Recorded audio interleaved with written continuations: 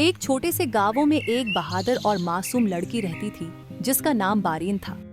बचपन से ही उसका ख्वाब था कि वो एक फौजी अफसर बने ताकि अपने मौलिक की हिफाजत कर सके और जरूरतमंद लोगों की मदद करे। वो दिल लगाकर पढ़ाई करती, रोजाना वर्जिश करती और कभी अपने ख्वाब को छोड़ने का सोचती भी न थी। कई साल की मेहनत के बाद बारीन फौज में मेजर बारीन बन गई।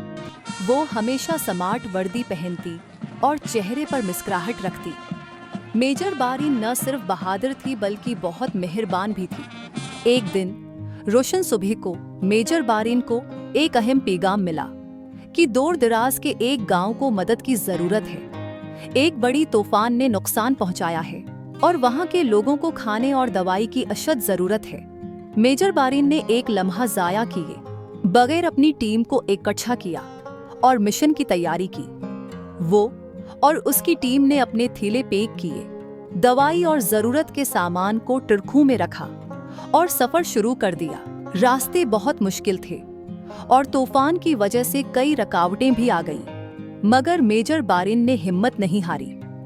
उसने अपनी अक्ल और टीम वर्क का इस्तेमाल किया और अपनी टीम को महफूज तरीके से दुश्वार रास्तों से गुजारा। आखिरकार वो गांव पहुंच गए। गांव वाले मेजर बारीन और उसकी टीम को देखकर बहुत खुश हुए। उन्होंने फौरन सामान उतारा और सबको खाना, पानी और दवाएं तकसीम करने में मदद की।